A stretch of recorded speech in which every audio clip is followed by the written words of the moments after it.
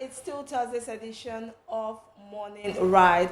Now, there's this defect that happened to some children where they are born with twisted feet.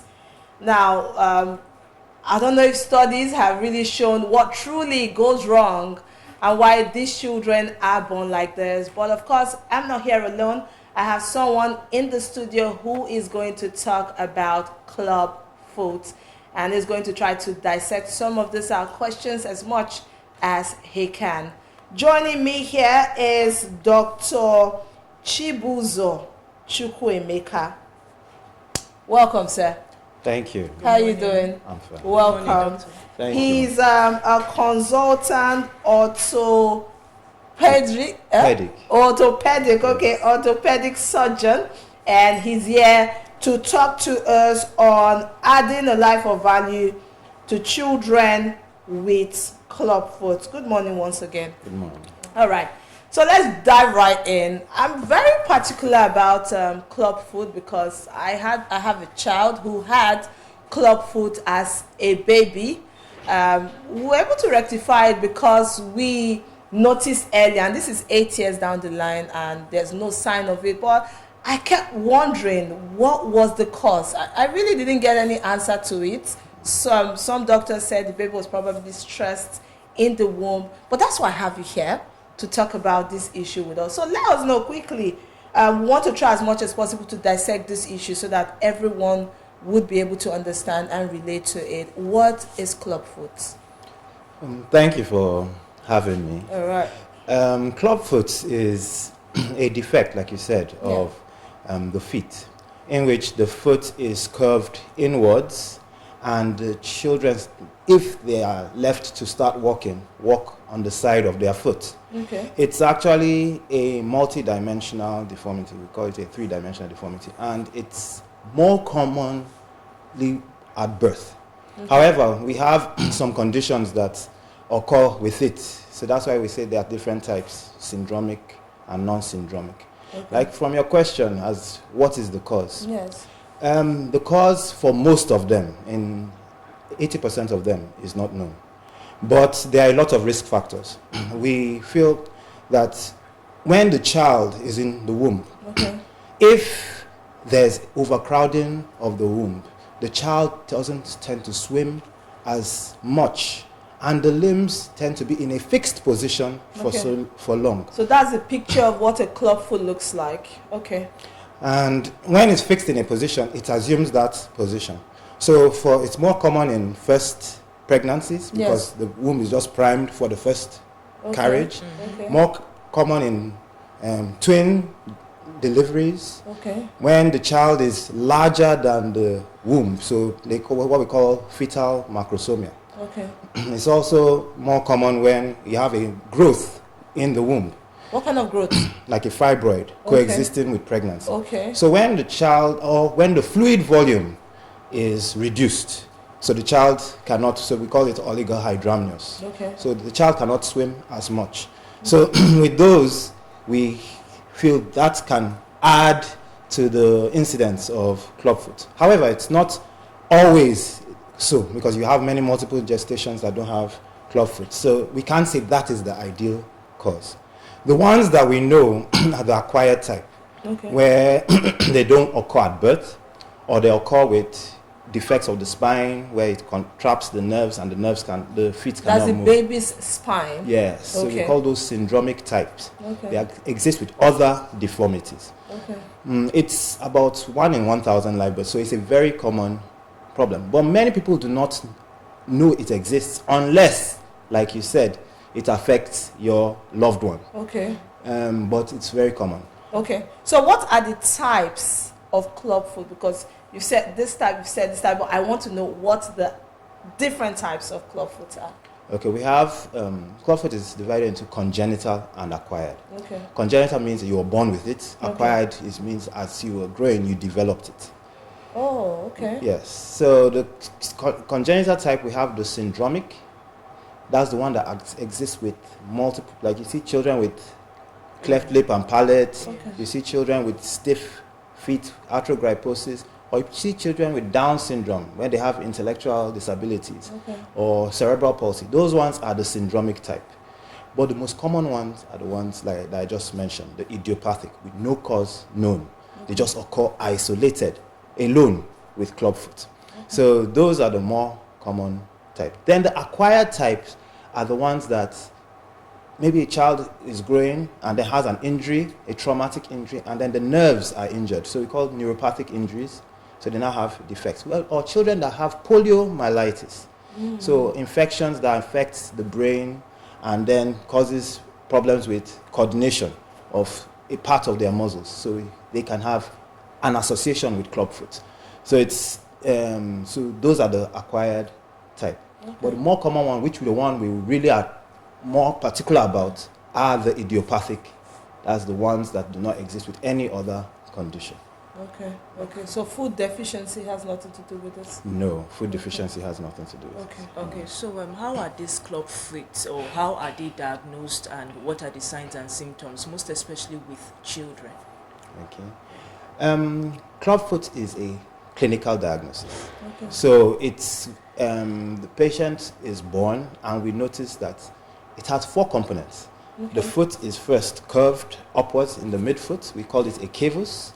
Then the foot is turned inwards, where we say there's a forefoot adduction moving towards the midline. Then the feet are high riding like a horse, equinus. We call it talipes equinovarus. So the feet are turned inwards and then like a horse. You know, the horse, the hind foot doesn't touch so they're watching on the toes and on their sides. So when we have those 4 parameters in place, we know that it's clubfoot. You really don't need any investigation to diagnose it, apart from that clinical diagnosis. All right. I just want to know, can clubfoot be corrected? And if it's corrected, does it cause any form of pain as the child gets older or in old age? Yes, clubfoot is highly correctable. In fact, all patients? For all patients. Even adults? Even adults. It's just that when you correct it early, the response is much, much, much better. In fact, parents are so happy when they see a foot that completely turned inwards, now it has been resolved. And the beautiful thing, because that's our motto, the functional treatment, your foot, we get it functional, cosmetically acceptable, plantigrade, and painless. Painless. So we ensure that when we do all this correction, because we are actually stretching the foot, the child, once it's corrected, has no pain. But when they come older than 5 years of age, there might be a single surgery that might be added to it. But we try the adults that present, because we have done for 18 years, we've done corrected for 20 years, we still do the casting procedures, but we add 1 or 2 surgeries. Those ones may have some pain, because you're now making an incision that now causes contraction of the tendons, which doesn't make the foot as flexible as it should.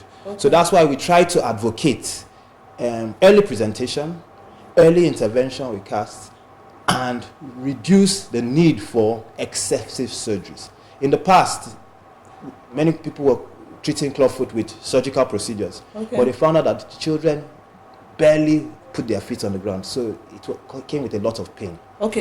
So let me get you correctly. You said for young children, if you come early enough when you're just noticing, all you might need is casting. But if the child is, say, up to 5 years, or if it's an adult who presents this case, it might require a surgery. So after the surgery, would there be a follow-up surgery, say 15 years after, 30 years after? Will you need to do another surgery? I would rather we concentrate on the ones that don't need. I'm just trying to dissect. I'm just trying to, I'm trying for us to break this issue as much as possible. Okay, let me put it this way. In FMC Asaba, we've done over 250 since the initiation of the clubfoot program. And in the 250, we have only needed to do a surgical procedure 4 times. Beautiful. And the surgical procedure was just a lengthening of the hind foot so that the foot would be plantigrade. We don't do bony surgeries. So Okay. since we started, we've not done any bone, irrespective of the age of presentation. Beautiful. All right. Okay. So, doctor, are there any long-term effects or complications of clubfoot treatment? Yes. Okay. The long-term effect is walking. And most people, the first things people notice are that the child, we don't like how the foot look. So when the child now starts walking, they now walk on their side, so they have an abnormal walking appearance. And that, if left, would now cause early arthritis, where there will be wear of the bones of the foot, and this can now be translated to the ankle, translated to the knee, because he'll be using more load on the wrong sides of the foot that are not supposed to bear weight.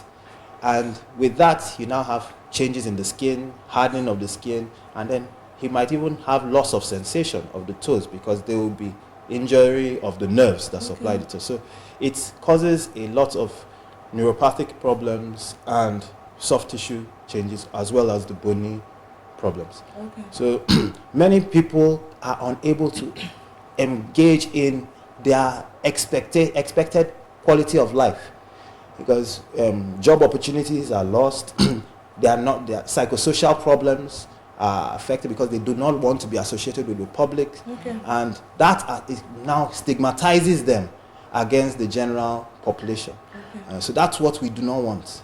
So when a child is not aware of his environment and you correct these things, he lives a very normal life without even noticing that he had that problem in the past. All right. Doc, will you say that enough awareness is being done? Because I really feel that if people are aware of this clubfoot, then they won't need to get to an older age before they realize what's happening to them. So would you say that enough sensitization have been done? Will you say more sensitization need to be done?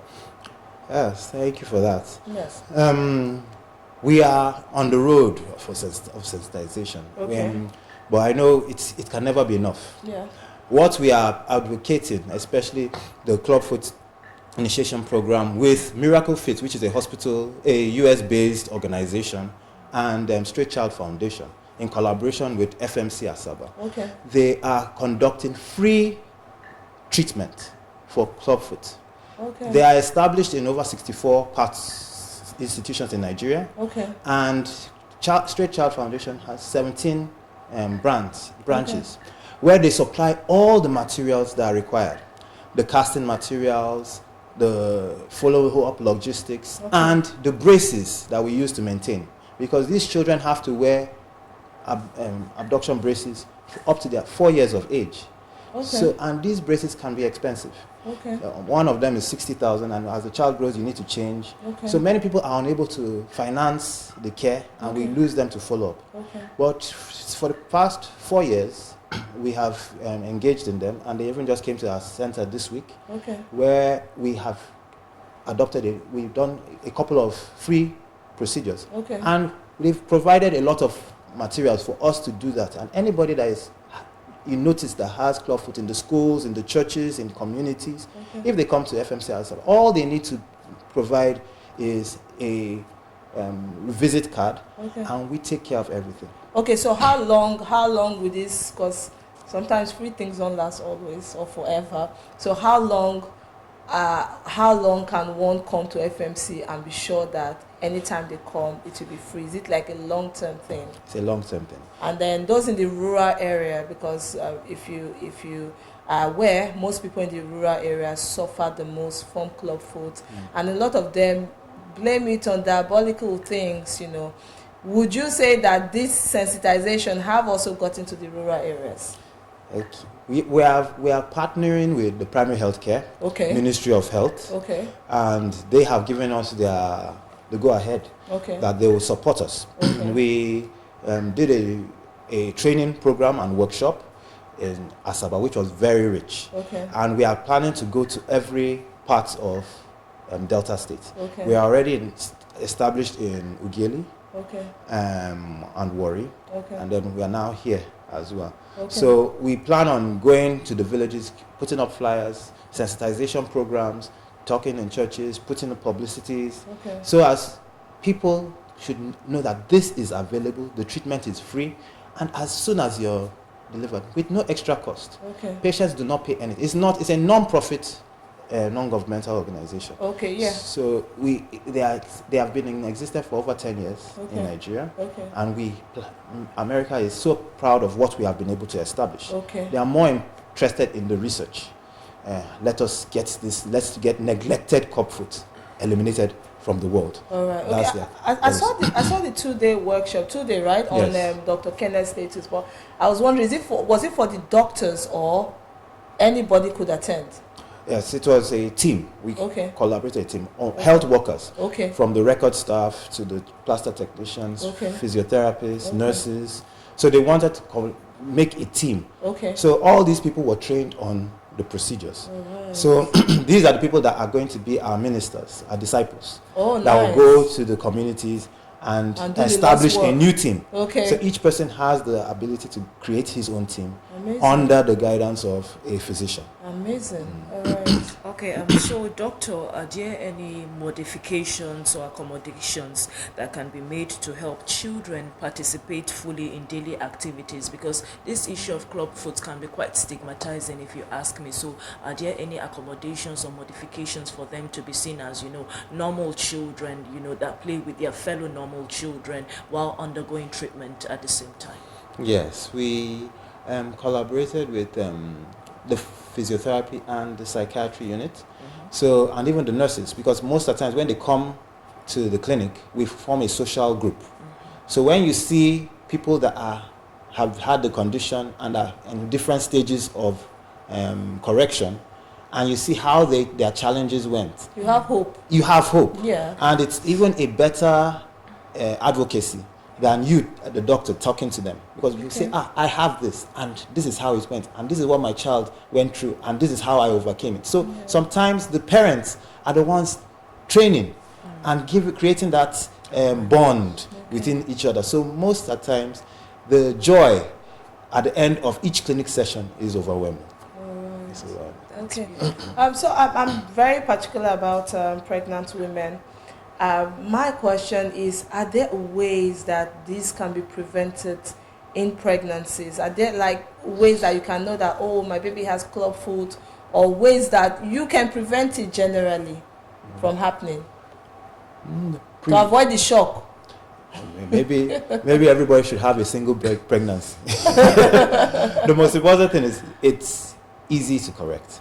So we are not really so concerned about you getting it in vitro. It's when things are difficult to treat that we now try to prevent it as early as possible. But what we are trying to prevent mostly is the neglected type, the ones that before 2 years of age, they haven't had any form of treatment. Those are the ones that have long-term consequences. So are you saying at the moment we don't have any form of technology that can detect that this baby has this even when the baby's in the womb? No, not yet. Okay. So, doctor, currently, are there any clinical trials or research studies currently underway for club foot treatment or correction? The research studies we have are in trying to improve the time period of casting, because most of the times we do 1 week casting. For even the most severe deformities, it will take at least 6 to 8 weeks for you to correct. So we are trying to see how, because now you're saying parents would be bonded, bound down for 6 to 8 weeks. But if we can do it faster, then that pressure will not be so much on the parents. The major problem they had was financing. By the time you buy a set of casts, come to clinic this week, you come again next week, you're keeping family costs is now diverted to the treatment. But when it's free, we now have done the rapid treatment. Patients come every 4 days, 3 to 5 days. We do a sequence of casting. So in less than 2 weeks, we have done the full correction, and we now start them on braces. But all of this is not dependent on the ability of the child to immediately respond to treatment. The response is, what we actually do is we are stretching. Okay. We sequentially stretch the limb to the correct position. Okay. So most children, irrespective of what caused it, their skin is very pliable or stretchable. Okay. So the response is, according to research, is you can actually predict the dates in which full correction can be achieved. Okay. So far, there's no other limitation. Is clubfoot painful? Clubfoot is not painful. Okay. When the child is not walking. Okay. But it gets painful when they walk on the wrong side of their foot. So in the early phases, it looks like the foot is inwards, but the child is not in any pain. He likes that position. That's his comfort zone. So what you're doing by correcting is taking him away from his comfort zone. So that's why they scream, they cry. But we try to do it in such a gentle manner to reduce the amount of pain. We don't use any analgesics. We don't give them anything apart from the breast milk that the children are on. That is enough analgesic for them. And most of the times after the procedure, they sleep. So how about adults? Adults who have or older children? With the older children, because their skin and their feet are more rigid. Okay. We might need some analgesia. Okay. To calm them down. And the number of casts tend to increase. Okay. Because if you try to forcefully correct it, the child will be in so much pain, and no matter, even if you're giving it as a free procedure, he will not want to come back. So we don't want to discourage them on. So we try to do it as gently. So if it's 8 times you needed to do it for a younger child, you might need to multiply by 2 to achieve it in the older child. But the older child might require a minimal surgery at the end of treatment to achieve full correction. All right. Okay. Okay, so I was going to ask, but she also asked it, but I want to add now, because like she said, in rural areas, there are children with these issues of clubfoot and the rest of them, and sometimes they just feel like it's witchcraft and all of that. So what modalities have been put in place to sensitize these people that actually this is a defect that can be corrected? Because the idea is a problem, is one thing, but cascading it down to the target audience is another thing, is another ball game altogether. So what modalities have been put in place to cascade these messages and tell them, see, this is not actually an act of the gods or something like that. This is actually a defect that can be corrected. And just to add to that, is clubfoot genetic? Yes, there's some genetic predisposition. Oh, really? Yes. Okay. Like in which one should I start with? Start with us. So the best way is improving our awareness campaigns. We go to the grassroots, because when people come to the hospital, you're limiting them to those that present.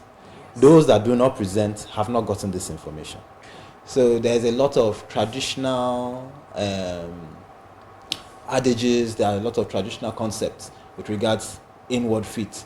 Say, my mother had it, my grandmother had it, so do not touch this child's feet.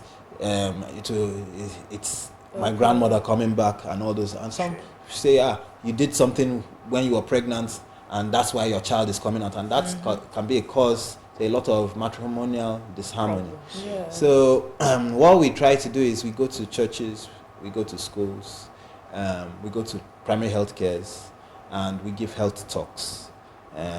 It's something that we believe that once one group accepts, they can go back and be our disciples. So the more we talk about it, the more we convince people, the more they see good results as exhibition, because pictures speaks louder than words.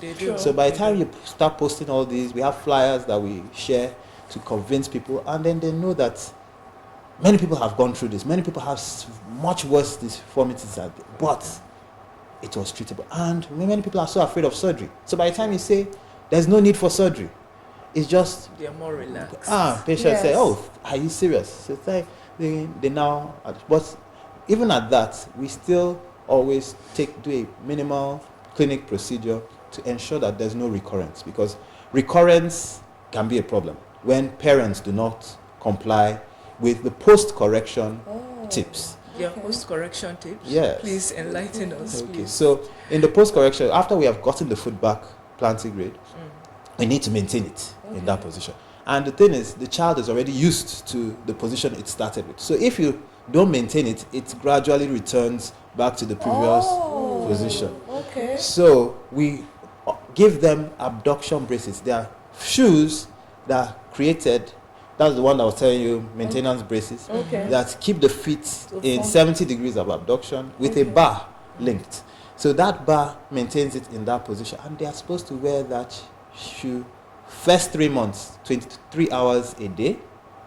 They only take it off when they are going to bathe. Then after 3 months, they wear it every time the child is sleeping. So if the child is sleeping in the afternoon, the mother puts it on. If the child is sleeping at night, 12 hours, the mother puts it on till they are 4 years of age. So when they adopt that, the feet at 4 years of age, its memory has now been established, and then it doesn't return back to the previous default. But many parents say, my child's feet are normal. Why should I be bothering about using this brace? Unfortunately, gradually they now start noticing one of the defects return, the next defect to return, until everything comes back, and then you now have to come back and we start all over again. Now you got the advantage of a younger child being treated. Now the child grows and then now has a recurrence, so you're now going to be treating an older child, which is now more difficult and painful.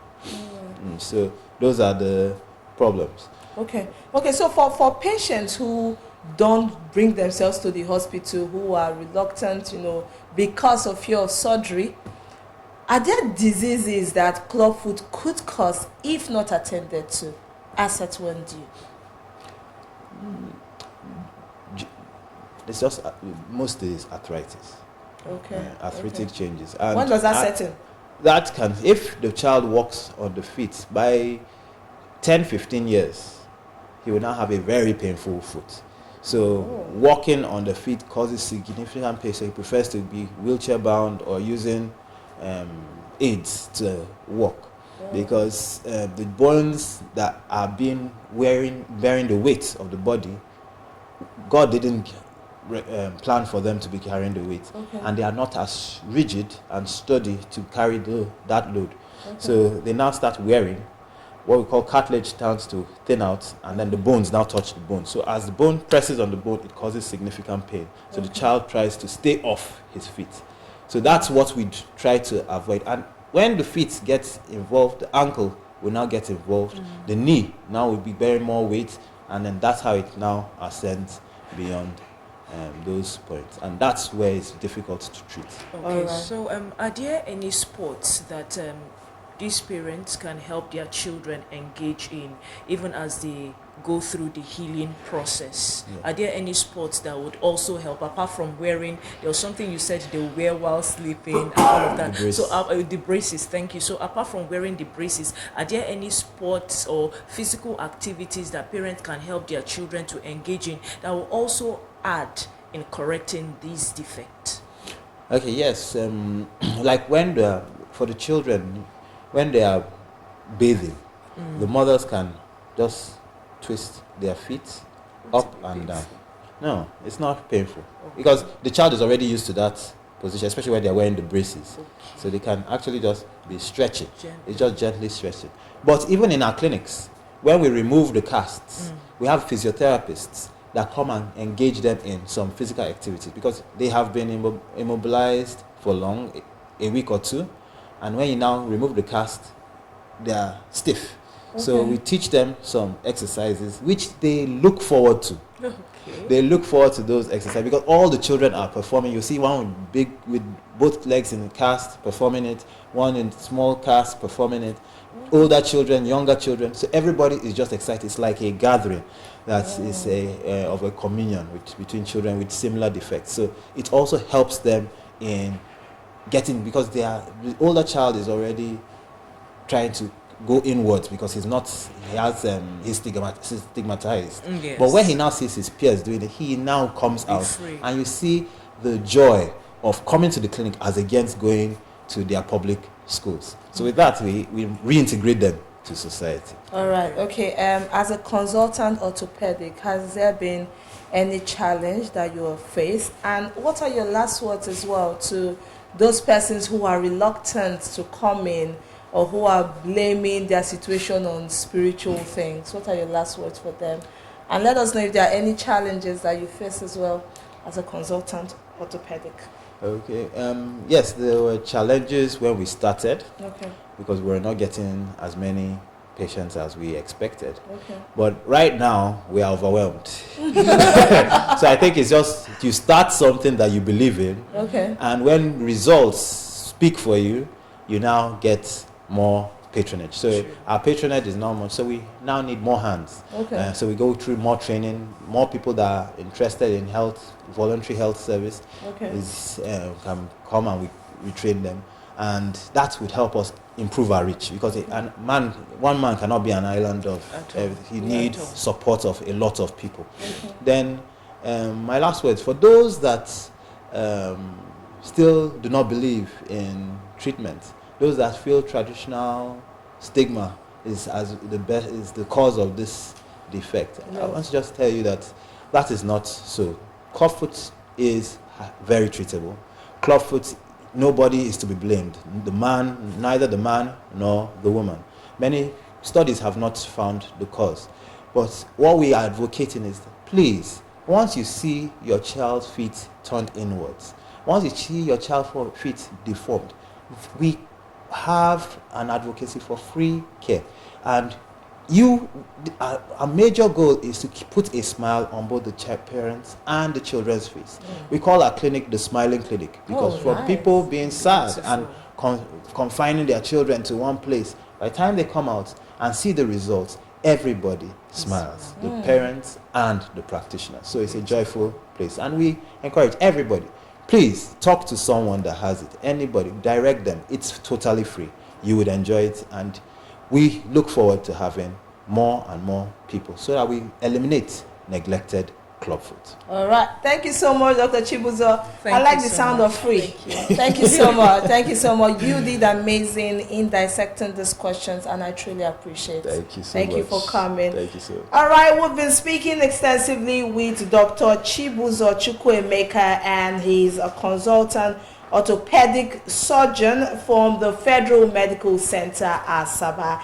And we've been talking to him extensively on adding a life of value to children with clubfoot. So you've heard him say that it's totally free, so I wonder what you're waiting for. Tell someone to tell another someone, or roll it to Federal Medical Center, FMC. All right, it's still Thursday's edition of Morning Ride. We'll take a short break, and when we come back, we'll talk about all trending issues on our political scene in Nigeria and in diaspora. Don't go anywhere. It's Morning Ride.